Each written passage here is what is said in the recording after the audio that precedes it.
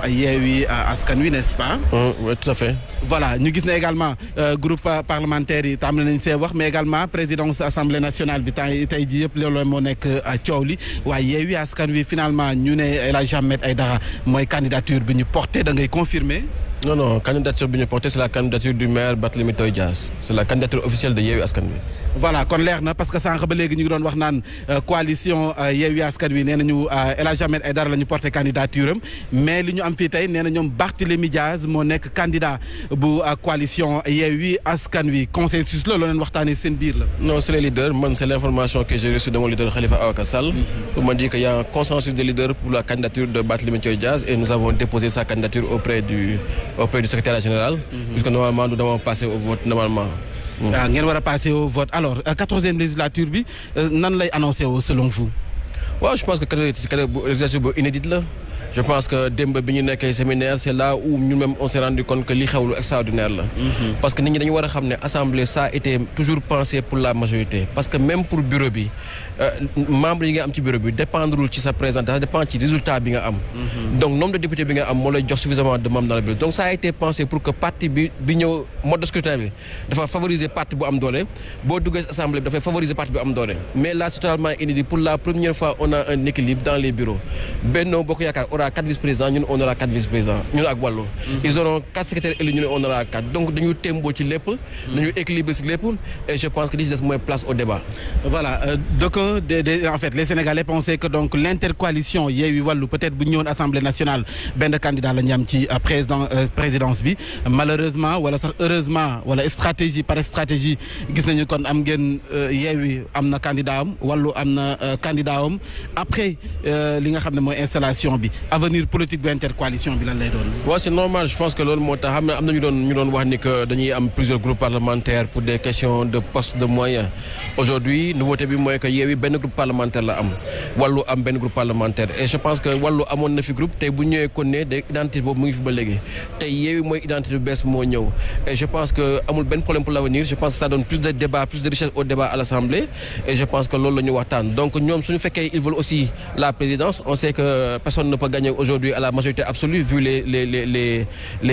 l'équilibre bi ñu am Assemblée bi donc ce qui va se passer c'est que c'est le deuxième tour qui sera déterminant et c'est ça qui est le plus important. Les prises de parole peut-être ñenn ñi moom lañ avancé ne kon moom mooy justifier li nga xam ne mooy seen groupe parlementaire yu bari yi loolu est-ce que moom mën na ko justifier.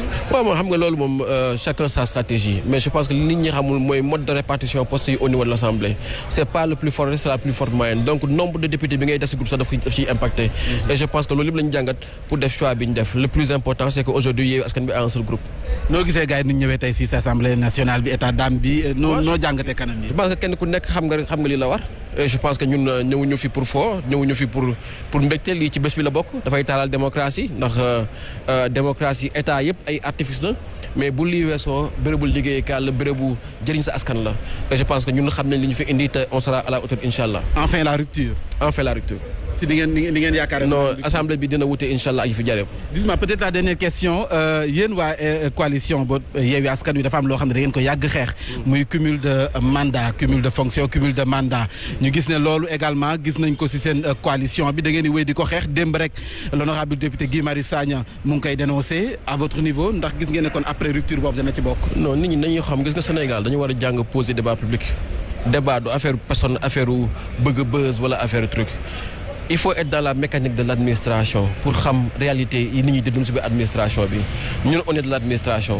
Quand on dit aux gens que li gën poste de maire ak poste de député c'est largement mën nañ ànd mën nañ c'est plutôt comme on sait de quoi on parle parce que ñun on est maire il faut éviter tey dañu créé woon fii Sénégal au conseil des collectivités locales maanaam maire yi ak élus locaux yi fu ñu nekkee di wax waxu territoire yi ñun ñu gedd élection boobu ne boobu boo amat dañu bëgg ñu disul ko parce que amul njëriñ kon nañu fexe ba ñuy diital territoire yi maanaam ñi ñu jox ay compétences ci wàllu école wàllu santé wàllu aménagement du territoire fa ñuy voté budget bi ak waxtaanee loi yi ñoom ñu mën fa nekk parce que application bi ñoom lañu njëkk a impacté kon maire décentralisation principe bi la mooy principe de subsidiarité mooy yéen a gën a jege nit ñi Olof Ndiaye nee na ku gën a jege gën a yey kon tey ñi war a gën a taxaw fii mooy c'est les maires et je pense que loolu bokk na ci li yokku richesse assemblée bi donc ñuy wax poste cumul maire ak yi àndul xamuñu xamuñu li ñuy wax.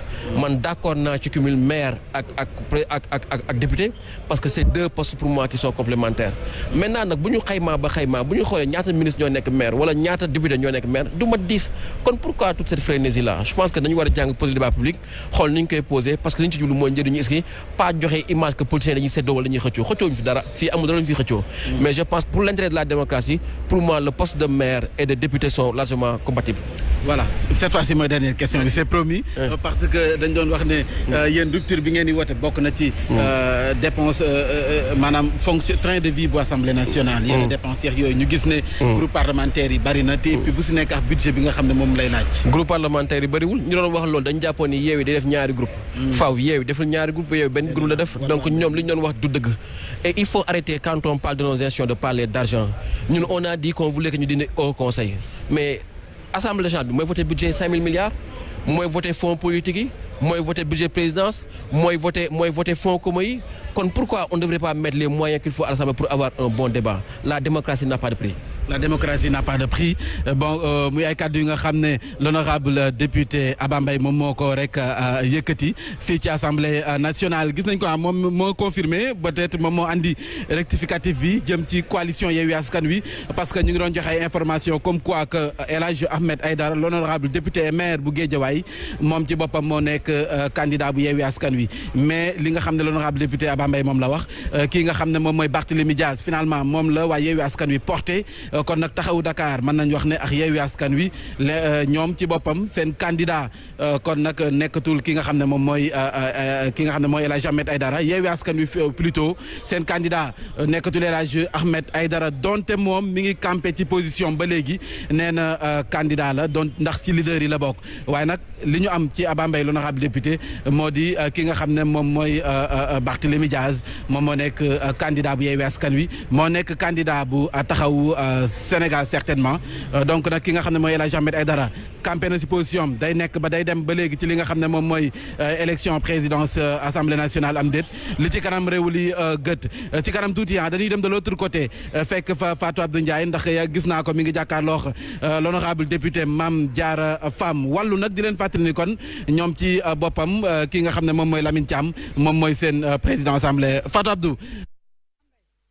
Ndiaye merci beaucoup mi ngi ci porte bi moom également di jël les réactions ci li nga xam ne moom mooy installation 14e législature bi nga xam ne door na ci suba mais mën nañu wax ne les travaux sont bloqués parce que li ko waral moom mooy li ñu fi évoqué sànq ak Cheikh Abdou Bara Dolly Mbacké bi jàpp ne y a cumul de fonction bi nga xam ne dañu ko tere ci constitution bi ñeel on peut pas être ministre de la République et puis nga bëgg a ñëw nekk député à l'Assemblée nationale comme ni mu ko signifié ci le cas de Abdoulaye Daouda Diallo ñu ngi fi ak honorable député Mame Diarra Fam donc est-ce que honorable d'abord nuyu nañu la d'abord. fay naa leen dalal la encore pour cette 14e législature. merci beaucoup laaj la tey première impression.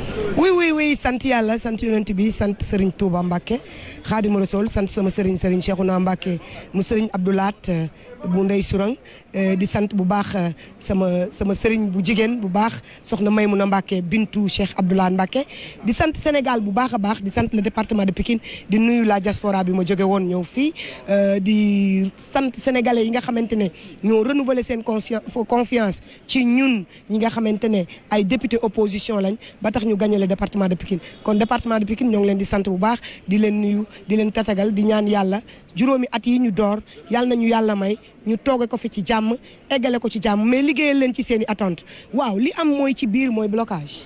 Cafouillage déjà. Cafouillage. waaw déjà. dès à l'entame c'est cafouillage am na parce que aussi defe naa ni gouvernement warta cuunee nii ndax gouvernement mu wóor la ne ñi ngay fekk ji changement am na tu peines maintenant nga am une majorité à peine plus un député nga ñëw di indi loo xamante ne wóor na la ni la loi l'a déjà prévu le cumul de fonctions maanaam naag wala naagu mënta passer foofu et je pense que pour ñu avancer tuuti rek lii sax Macky Sall du leen ko baal parce que ministre Abdoulaye Daouda Diallo moom mooy suñu ministre des finances bu Sénégal gis naa fi ki nga xamante ne moom mooy Abdoulaye Seydou Sow gis naa fi ki nga xamante ne moom mooy soxna Mariama Sarr gis fi yeneen ministre yoo xamante ne ñi ngi ci biir salle bi toog c'est des ministres en fonction fallait la loi avait prévu su fekkente ni dañuy maintenir le poste de député ñu teel a démissionner ba ñëpp xam ne démissionné nañ déposé ko fi nga xamante ne mooy secrétariat national bu assemblée nationale su fekkente ne dañuy maintenir seen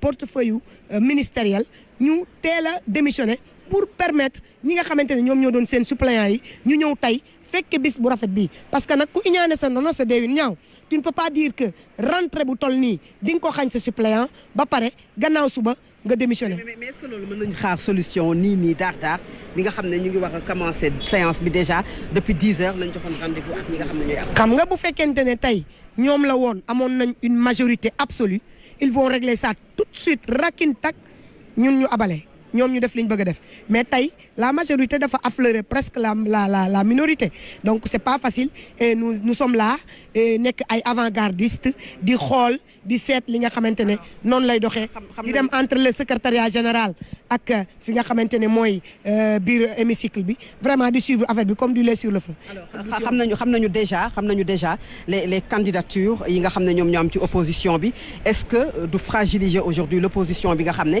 mi ngi ci 3 candidatures face à une seule candidature de la coalition. Qu'est-ce que vous dites que le candidat du pouvoir fait l'unanimité?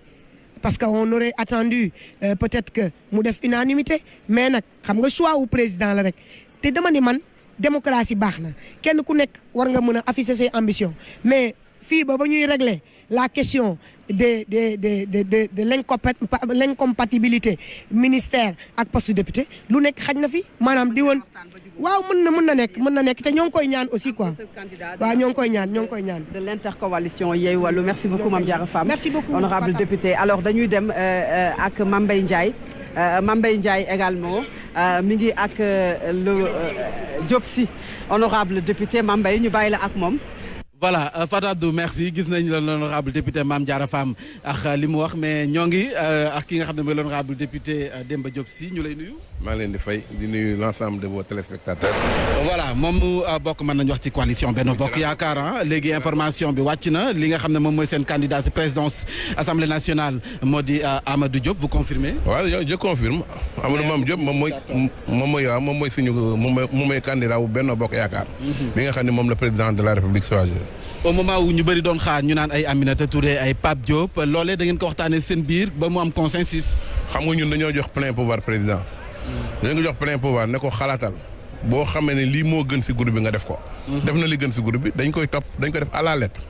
waaw dañ koy voter en ligne. parce que loolu la ñu waxoonte woon ak moom kon dañ koy def à la ligne. alors lan mooy def légitimité li nga xam ne moom mooy candidature Amadou Diop. Amadou Diop lan moo tax mu am législature mais yàgg na ci biir parti bi yàgg na ànd ak président il a été toujours fidèle mosul yéex jaaxee kon kooku kenn amul loo koy wax. parce que tamit politique aussi fidélité daf ci am njëriñ. donc loolu aussi daf ci bokk. deuxièmement aussi il est dans une région parce que booy jël nit ci dara da ngay jël en même temps pour la région c'est la région la plus parce que parmi les régions les plus importantes là c'est la région de Saint-Louis. Est-ce que ça a été facile le choix porté sur Amadou Diop. non ici tous les choix sont faciles parce que ñun ni ñuy demee dañuy demee logique parce que lépp dañ koy waxtaan. dañuy waxtaan lépp kenn ku ci nekk bu ñu gisee ne que y a beaucoup de divergence ñu seet ki nga xam ne que il a moins de divergence. bu ko defee ñu jël ko parce que actuellement on est dans actuellement dëkk bi liñ ci bëgg mooy liggéey donc talatuñu ay xëloog ay positionnement c'est tout. parce que amoon na ay divergence certainement ñoo xam ne ku si nekk ak candidat bi nga bëggoon. waaw mais xam nga loolu bëgg candidat yi kenn ku nekk da ngay wax mais yàlla nag moom mooy fale.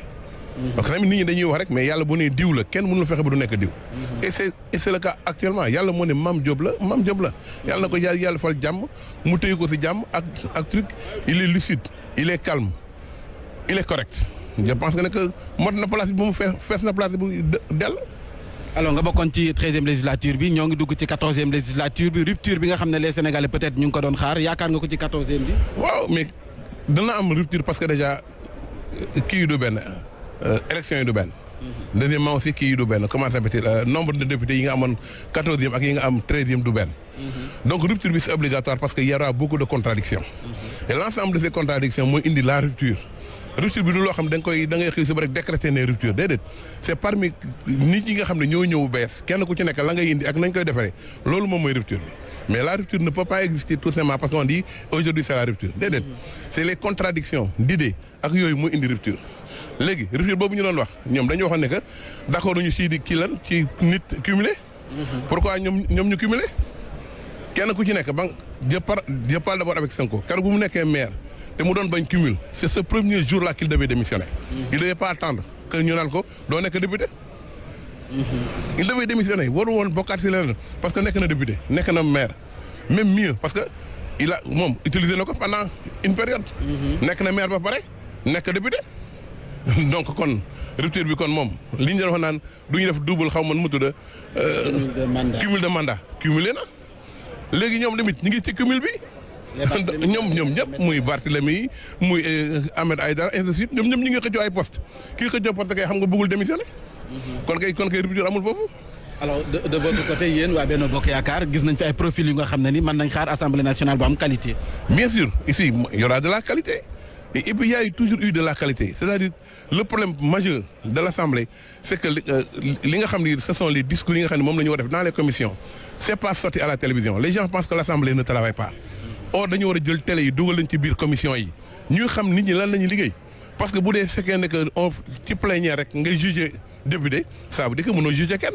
parce que le député bi ngay juger dans la plénière mais dans la commission passé na ay nuits blanches te nuits blanches yooyu yow xamuloo ko nit ñi xamuñu ko parce que tout simplement télévision bi dugul ci biir commission yi. c'est ça qu'il faut changer ça ce sera la première rupture à créer. pour que au moins les commissions rentrent ñu jëlee débat bi nga xam ne ni moo nekk ci mbedd bi dugal ko au niveau de l'assemblée. c'est ça la réalité actuellement ñu ngi tardé la moo ñu tardé loo. li ñu tardé loo lenn la c'est simple ñoom ils sont pas d'accord entre eux. parce que mënoo nekk président de l'Assemblée tey tu n'es pas parrainé par un groupe donc kenn ku ci nekk groupe moo lay parrainé pour nga nekk président bu la groupe parrainé mu nekk président ça c'est un problème. donc c'est des problèmes yoo xam ne loolu moo leen fi tey suba ba léegi ñun suba ba léegi on est prêt depuis 10 heures ñun 8 heures fekk nañ ci salle bi on est prêt depuis 10 heures ñoom 10 heures demi nañ dugg mais qu'est-ce que ça fait depuis boobu léegi ñu ngi toog leen xaar ñu ngi def seen i réglage ñu pourtant kaas ñu ko waxuñu ko dañ leen bàyyi ñu def seen réglage parce que xam nañu que bu ñu duggee ci salle bi ñu duma leen c'est tellement facile jarul wér. merci l'honorable jërëjëf défi bi la lay doon fu mu nekk nii pour ren ji 14e législature bi. non défi bi xam nga mooy lan. mooy ñu liggéeyal dëkk bi. delloo si waat nit ñi seen place. parce que y a beaucoup de laisser-aller dans ce pays dañoo bàyyi nit ñi ñuy wax lu leen neex di saaga nit ñi di xaste di créer ay séances yoo xam ne mu amul ça n'existe même pas ay fomenté def lu nekk loolu dafa war a dañ. il faut que nit ñi def deuxièmement li may wax toujours yéen di journaliste yéen ñëw tàllal ma sa micro may wax nga may poser question pourquoi Sonko doon la ko tàllal micro pour nous poser question mooy bañ. ñun moom ku nekk nañ ko jox micro. waaw mais da ngeen ko jox kenn ku nekk mais yéen a ko wax man waxuma ko de si yéen laa dégg yéen journaliste yi ngeen ne boo leen ñëwee di ko poser question mu bañ pourquoi xanaa moom du nit comme nit ñi. mais da ngeen koy imposer bu dee loolu bu leen ko joxee ci seen micro wala bu defee dara bu leen ko passer à la télé il faut être nit day am fulla. merci l'honorable député Demba Diop Sy voilà kon Fatou Abdou Ndiaye maa ngi gis yaa ngi taxaw benn député ñu gis ne kon coow li fi mu nekk nii nee nañu opposition bi ñoom ñoo nekk si biir hémicycle bi te ñoom ñoo tardeel mbir yi li ci kanam raw li gët ci kanam tuuti nañ jëlaat beneen député waxtaan ak moom Fatou Abdou Ndiaye à vous l'antenne. Diop Sy bi nga xam ne moom nga dalaloon ñu ngi fi également ak le président du conseil départemental ci 14e législature bi di Ali Mané ginnaaw bi nga xamante ne nuyu nañu la dalal la ci li nga xam ne mooy assemblée nationale bi li ñeel liggéey bi muy l'assemblée nationale aujourd'hui war a door liggéeyam séance bi war a démarrer depuis 10 heures l'opposition bloque les travaux actuellement bu amul parce que li ñu joxe comme raison cumul de mandat ci ñi nga xam ne warul nekk parce que la constitution moom moo ko prévoir waruñu nekk ministre de la République en même temps bëgg a nekk député et qu'il faut démissionner immédiatement ou même le président de la République doit sortir un décret pour li nga xamante ne moom mooy digni seeni ndombal tànk nan nga ko jàngatee situation bi ni mu mel nii. waaw auzu billahi mina sheytaani rajim bismillahi rahmaani rahim ñu ngi sant yàlla di nuyu Sénégalais yëpp di gërëm nation bi di gërëm askan wi ñu teg fii wax nga ma à peu près plusieurs questions tënk ko ci benn question li am solo mooy nit ñi presse bi moo war a xool parce que lépp lu fi nit wax yéen a koy wax population da ngeen di dem xool ci code électoral bi wala ngeen xool ci règlement intérieur assemblée fii li ñu wax dafa leer ministre wala beneen ndombo tànk boo am bu mënul ko ànd ak député dañuy bés bii tey muy prise de fonction dañ lay jox juróom-ñetti fan 8 jours pour nga choisir ci ñaar yooyu benn loolu ñu jàngat ci ñaari yoon mais ñoom ñoo wax ak Sénégalais yi ne leen cumul de mandat ministre dadul mandat ñoom dañoo ñu ne wax Sénégalais yi kenn du fi nekk maire nekk député ci ñoom tey ñoom jalgati nax nañ Sénégalais yi beneen mbir mooy ñu ngi ci ne ñoom bennoo lañ dañu ànd bëgg jël suñu bennoo gi di yeewi askan wi wala askan wi ñu ngi ak ñeenti candidat wala ñetti candidat nañ wax ak Sénégalais li leen intéressé mooy seen mbiru bopp. wala mbiru askan mais foofu mën nañu wax ne yaa quand même am na démocratie parce que chacun osé na samp na ndam mais bu fekkee dañu leen a yóbbu ci bërëb lël leen fa fu mel na Saly ñëw pour wax candidat boo xamante ne ñu bari xalaatuñu ko woon est-ce que yamu leen rek en quelque sorte. waaw xam nga Sénégal nag. wala ñoom ñu tane parce que au moins foofu am na démocratie où chacun. mën na xamul tax may wax loolu. ñoom dañ ne Sénégalais changement lañ bëgg rupture la ñu bëgg loolu la ñu wax. soo bëggee loolu da ngay jël sa intérêt personnel teg ko ci suuf nga jël intérêt ñoom li ñu wax pour jëm ci ñun Fatou Abdou yaakaar naa Sénégal yi il faut ñu respecté wante man benn député gënuma benn ministre gënuma ñun candidat bu ñu mën a am mook député yëpp am dignité ñoo yem dignité képp ku ñu choisir fii député mën nga diriger assemblée nationale donc nañ bàyyi ñu diri kii ku ñu imposé wuñ kenn ñun ñoo ko tànn d'accord ci jox na président de la République koo tànn ñu ànd ak moom président mooy au-delà du président de la République mooy président Benno Bokk Yaakaar donc loolu c'est des faux débats lu am solo mooy tey ñun am nañ candidat ñoom syndicat nañu ñëw ñu bëre ku man sa morom duma coow li jeex mais amul yow yaa ma wax ñun suñ candidat waxaguñ ko suñ ko waxee daal il fera on va gagner on aura la majorité inchallah waaw man laa la wax man tant que waxuñ ne kii man daal candidat Benno Yaakaar bu ñu teg inchallah dina voter te dina gagner dina am majorité.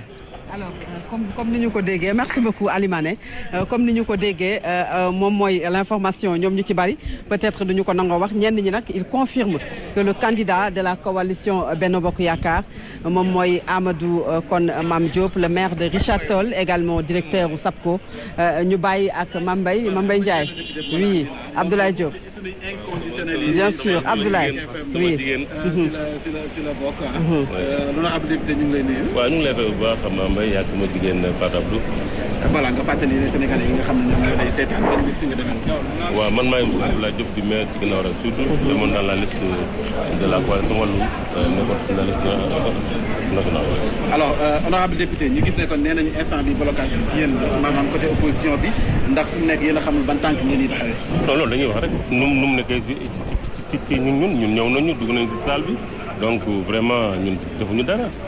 déposé nañ suñu liste groupe bi def nañ lépp. donc loolu la ñoom ñoo nekk ci ay calcul. parce que bëgg la xam ñaata candidat ngeen joxe quels sont les groupes nangam xam nga donc votre président assemblée nationale la ñu njëkk a def nañ ñëw voté ko.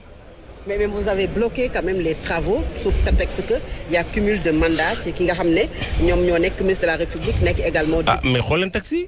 nooy nekkee ministre de la République gouvernement bi kenn Macky Sall tasagu ko les ministres là sont des ministres en fonction mënoo nekk ministre nekk député mënoo nekk DG nekk député te ils sont dedans alors ñoom dañoo am problème. mais le code électoral également prévoir 8 jours pour que ñu mën a dem démissionner. bu ko conseil constitutionnel prononcé rek ci ngay démissionné waxuñu installation de. prononcement du conseil parce que député bi ñu ko nekkee mooy jour bu président conseil constitutionnel prononcé ne liste bi jàll na mais loolu la mais nga xaar ba ñu dem à l'Assemblée nationale parce que ñoom ils sont dans des problèmes parce que mënuñu woon démissionner pour que xamuñ kan lañ jox démission boobu parce que pour nga démissionner foog nga jox ko vraiment le président de l'Assemblée nationale. non mu ngi ci texte yi parce que ñun boobu léegi ñu ngi koy consulter c'est-à-dire que mënoo nekk ministre nekk un député loolu ñoo xam nañ ko. mais est-ce que yéen également vous n'êtes pas dans des problèmes où peut-être l'opposition jaayoon l'intercoalition Yewwi Wallu mu nekkoon une surprise bu ñu bari rafetlu ndax li mu am comme résultat ngeen ñëw ba Assemblée nationale di samp ndënd ñett ñoo xamante ne ñooy représenter l'opposition mu mën leen affaiblir ñu bari ñoo xam ne seen xam-xam. waaw loolu moom nekk na xam nga aussi c'est des trucs politiques nekk na loo xam ne sax ñun sax vraiment bëgguñu ko mais nag xam nga l'Assemblée nationale c'est une institution politique. donc des fois y a des choses qui se passent mais quand même loolu c'est réglable parce que aussi mën nañu dem à ces élections là ki gën a baax position nit ñi jàppale ko mu dem mais l'essentiel man sama position du woon lu ma bëggoon li ma bëggoon tey mooy l'opposition am benn candidat ñu dem ñu ko loolu laa bëggoon. mais nag quand même xam nga tamit y a des réalités politiques yoo xam ne ñun en tout cas dans le cadre de Wallu on a un candidat te loolu c'est normal mooy Lamine Thiam. alors avenir intercoalition Yewwi Wallu ndax gis nga ko ba tey. oui bu am solo parce que ñoo bokk opposition bi ñoo bokk liggéey bi lii benn jour la bu ñu ko voté pare dañuy àndal liggéey parce que on aura des groupes au niveau de Wallu au niveau de Yewwi ñu am intergroupe di travail pour di commencer aussi liggéey pour jëmale ko 2024 su neex yàlla. alors bu ñu waxee intercoalition Yewwi Wallu peut-être bokk na li nga xam ne yéen a ko doon xeexandoo bokk na ci cumul de mandat bi nga xam ne moom ngeen di bañal waa Benno Bokk Yaakaar bu ñu waxee député et maire peut-être c'est pas pour le moment ñenn ñi démissionné mais ba tey cumul baa ngi ci yéen. non loolu ci Pastef la Pastef. waaw ay parti la. c'est pas bokkul mais intercoalition. non intercoalition bi waxul loolu. intercoalition musul wax loolu. loolu parce que ñoo ko wax loolu ci seen biir la maa ngi ci Wallu te Wallu mujj ñu ko fa wax. musul wax loolu kon yéen pare ngeen pour engager wu ci loolu ba tey. non parce que non député maire y a pas de problème. li ñu tere mooy ministre maire ay mais un député maire wax naa ko sànq man tey damay gën a yombal sama liggéey. sama liggéey la may gën a yombal parce que waaw mais y a pas de problème waaw parce que xam nga Fatou Abdou man dafa am ay problème yoo xam ne gannaaw daay ñu ngi koy dund Pikine mu ngi koy dund Sénégal mu ngi koy dund man tey loolu mën naa ci liggéey fii ak ministre yi foofu di fi nar a ñëw ak le gouvernement taxaw ba loolu réglé mais maire bi donc mu mënu ko réglé c'est ça. merci maa ngi sant bu baax. ñu lay jaajëfal jërëjëf. allez bonne chance li ci des voilà voilà. Fatou Abdou. Bakary Diédhiou de Bignona donc nekk également député de Bignona. bokk ci Pastef bokk ci l'intercoalition Yewwi Wallu plus précisément ci coalition Yewwi Askan Wi nuyu nañu la bu baax a baax. mais fay naa leen sama jigéen. alors déjà peut-être dalal la ci assemblée nationale bi laaj la lan mooy say premier kaddu yoo xamante ne yëkkati nga ko fii ci Sen TV ñeel installation bi nga xam ne ñu ngi wax ne aujourd'hui c'est l'opposition qui bloque les travaux à l'intérieur. non li ma mën a d'abord maa ngi nuyu ñëpp ñu may seetaan d'abord damay wax ni képp ki wax ni opposition moo bloqué lii loolu argument man dama koy dàkk ñu wax opposition moo bloqué lii nii lan la ñu teg comme argument qu'est-ce qu'ils ont dit pour dire que opposition moo bloqué man je ne pense pas que opposition moo bloqué on nous a convoqué dañ ñoo convoqué fii 10 heures ñun avant 10 heures ñu ngi fii maintenant li nga xam dañoo ñëw war a servir le peuple sénégalais mais en dehors de servir le peuple sénégalais politique également ay plan moo ko lan nous on veut contrôler le bureau de l'Assemblée nationale comme ñoom ni ñu bëggee contrôler bureau Assemblée nationale donc écurie bu nekk mu ngi fexe nan lay def n'est-ce pas pour contrôler le bureau de l'Assemblée nationale ñoom ñu ngi teg seen plan ñun ñu teg suñuy plan donc loolu moo taaral yëf yi ba léegi mais naan opposition moo bloqué affaire yi je crois que. opposition moo ko bloqué parce que nee nañ amagu leen consensus si say yenn ci ay candidats. consensus ci lan. jëm ci candidat yi nga xam ne ñoo bokk ci côté opposition bi. candidat lan la non présidence assemblée nationale mën nañu am ñaar ba ñetti candidat loolu du problème. mais bu ci nekk dafa am groupe parlementaire bu koy porté. oui de toute façon ñun am nañu loo ku ñu porté ba pare n'est-ce pas mooy suñu waa si Yewwi Askan Wi. non kooku damay xaar ba ñu dugg ci biir bu ñu duggee. Barthélémy Dias. mën na nekk moom mën na nekk man mi. El Hadj Ahmed Aïdara. mën na nekk man mi man bëgg naa ko bàyyi ba ñu dugg ci biir rek.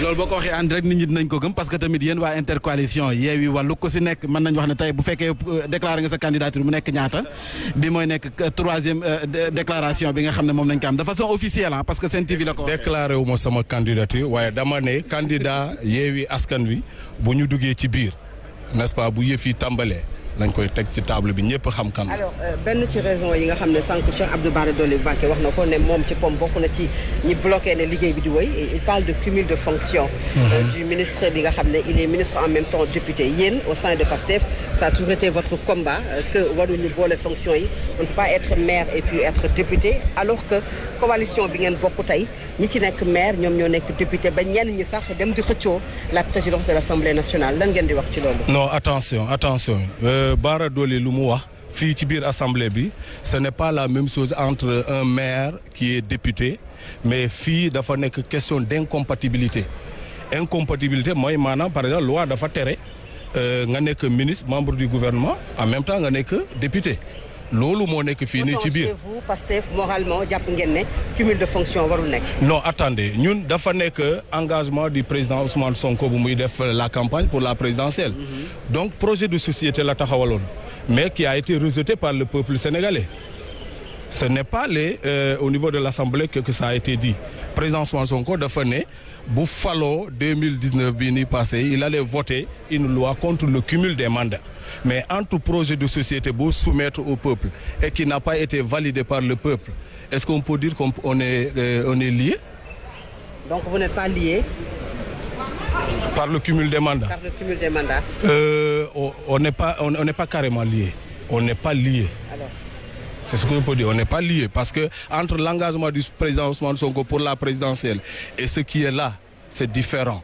Là-bas, nous avons investi des gens qui ont été élus par les peuples, les populations au niveau de la base. Comment est-ce qu'on va arriver ici et dire que ces gens-là ne peuvent pas être là? C'est différent ce qui se passe à l'intérieur et ce que vous dites. Vous parlez de cumul de mandat, mais ici on parle d'incompatibilité.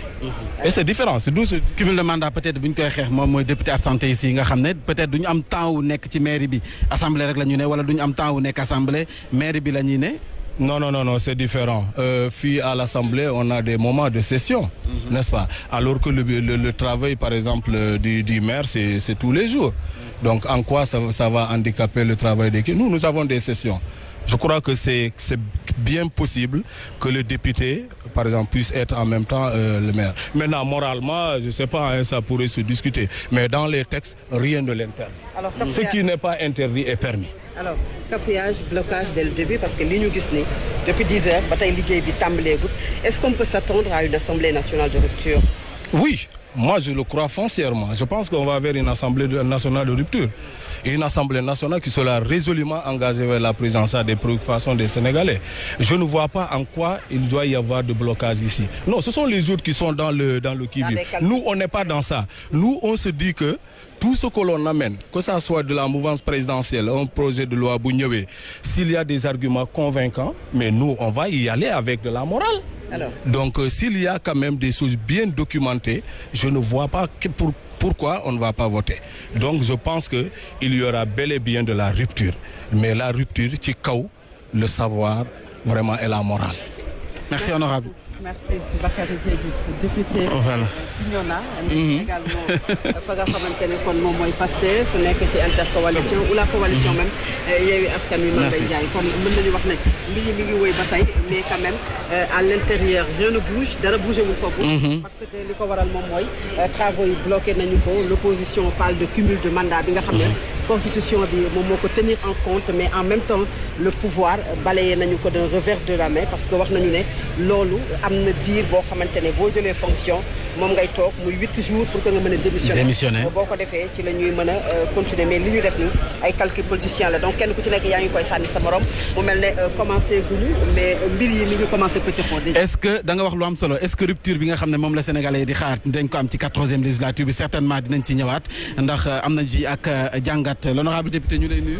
Merci maa ngi lay nuyu. Docteur Ismaïla Diallo député Yewwi Askan Wi. département Guinguinéo. Alors député Yewwi Askan Wi blocage bi ci biir nee nañu yéen la.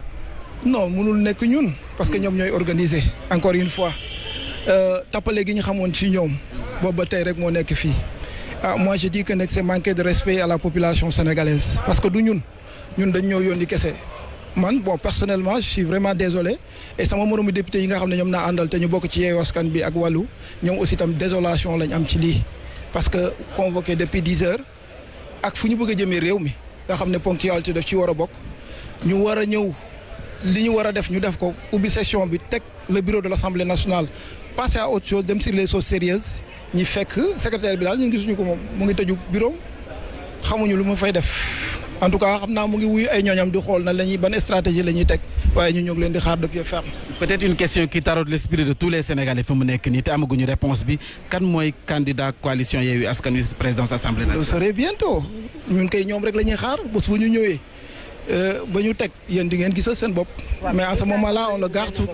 aujourd'hui du côté de l'opposition rupture bi ngeen doon wax. est-ce que nekkul de da ngeen ko tàmbali di trahir déjà le candidat de Yewwi Askan Wi kenn xamu ko deux se présentent chacun comme le candidat de Yewwi Askan Wi une opposition boo xam ne aujourd'hui elle se retrouve avec 3 candidats. Non, ça c'est ce que vous voyez à l'apparence. C'est que vous voyez à l'apparence. mais xam nga tam ñun dañu ñëw jàkkaarloo ñi nga xam ne fa nga jëm doo leen ko wax donc am nañ suñu stratégie ñoo ngi koy peaufiner di leen déglu di leen xaar. alors stratégie wala ñàkk déggoo parce que am na si ay député yu Yewwi Askan Wi ñu taxawal sànq nee nañu seen candidature wala seen candidat nëbbuñu ko candidat bi nga xam ne déclaré na officiellement ñu ne waa Yewwi Askan Wi moom la ñuy àndal par exemple l'honorable député Aba Mbaye mi ngi may xamal ne c'est Barthélémy Diaz.